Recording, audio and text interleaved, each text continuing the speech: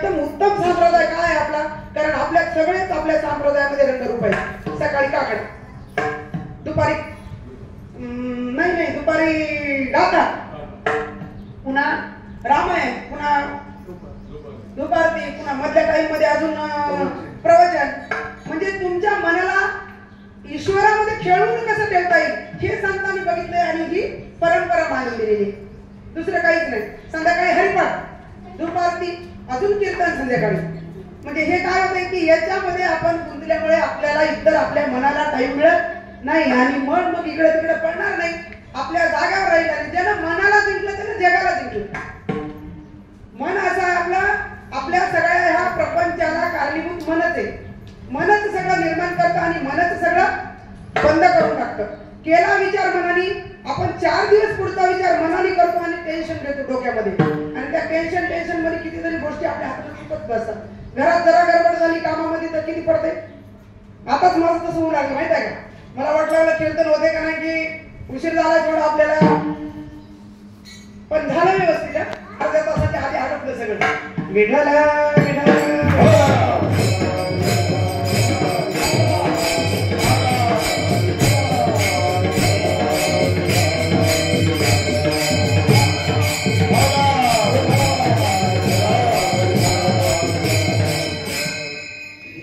जनाबाईच्या सांगण्याप्रमाणे आपण सतत ईश्वराचं चिंतन तोंडामध्ये ठेवायचं.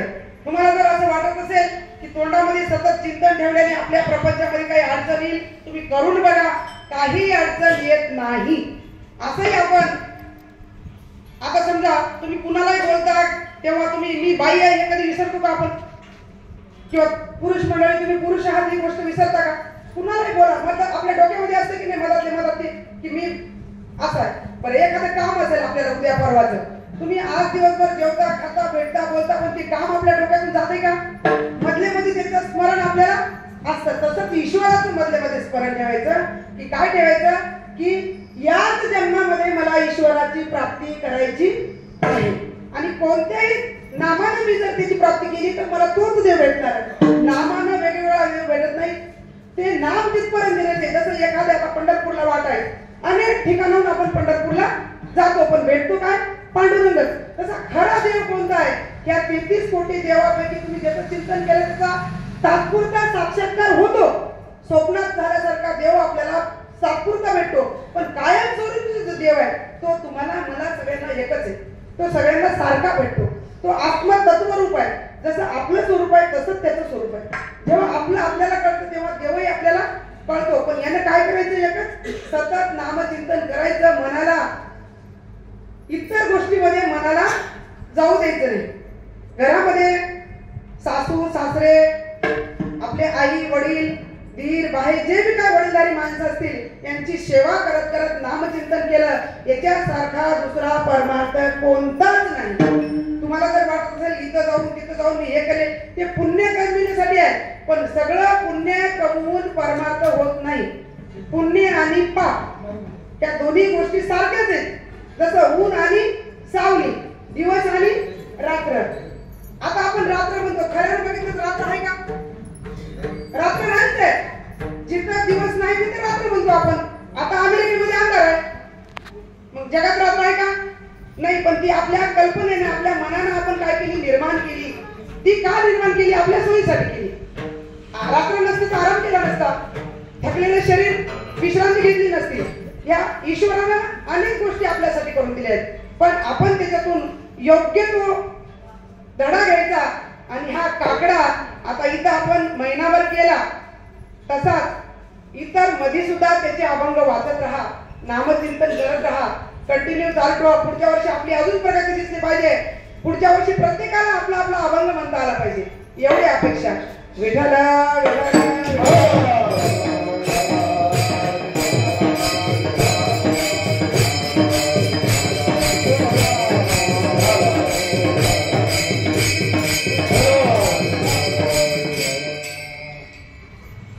जगद्गुरु तुकाराम महाराज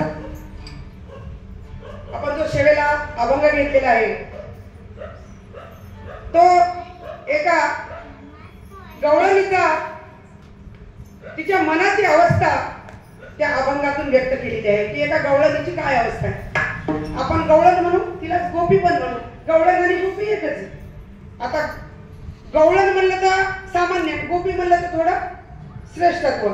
गोपी पुरुष पण गोपी आहेत. पुरुष सुद्धा, तुम्ही सुद्धा गोपी आहात. गोपी, तर त्या गोपीचा संवाद आहे. मग गोपी म्हणजे कोण? गो आणि पी. गो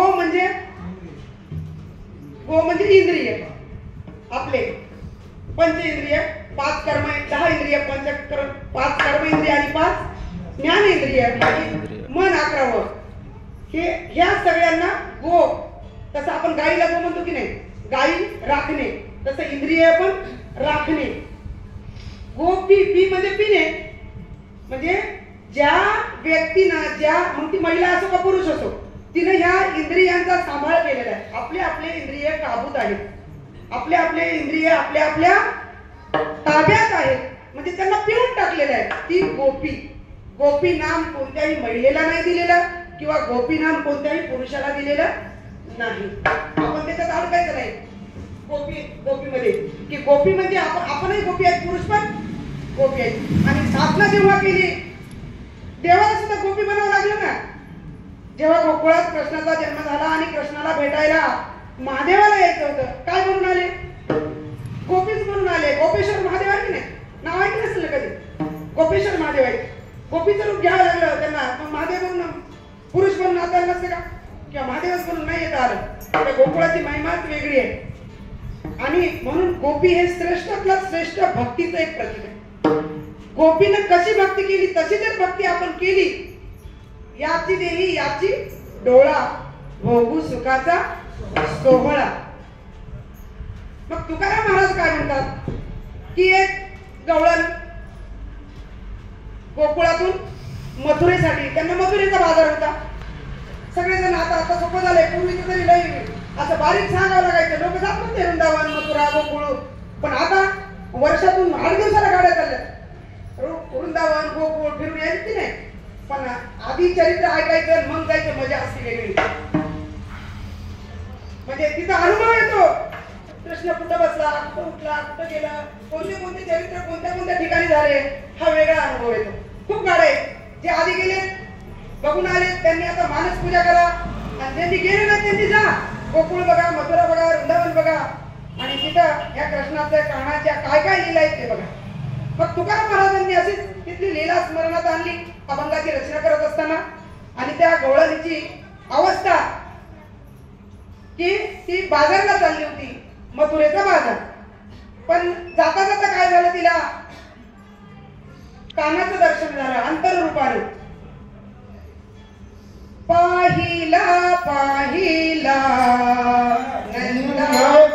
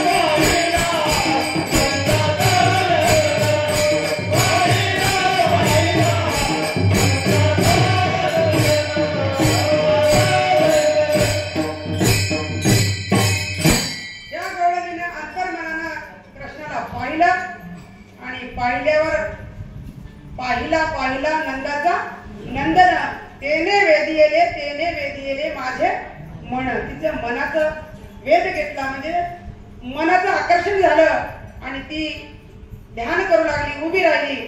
आणि उभी राहिल्यावर बाकीच्या तिच्या सोबत ज्या गवळणी होत्या त्या मथुरेला निघाल्या. मथुरेला पोहोचल्या, बाजार केला आणि सर्व बाजार बिजार करून संध्याकाळच्या वेळेला गावाकडे वापस येत होत्या. तर ही ते दही दूध ताक लूक काय जवळ होतं तिच्या मडक्यावर मडके, गाडग्यावर गाडगे, उतरंडी, जुडीवर जुडी गवळण साथी निघाल्या. जुडीवर जुडी एकावर एक घेऊन उभीच होती. मग या गवळणींनी येताना वापस बघितलं, म्हणलं बाई काय नवलंय, आम्ही तर बाजार केला, विकलं सगळं आणि बाजार करून आलो, तू इथंच उभी का बरं? तिला काही सांगताच येईना काय सांगावं.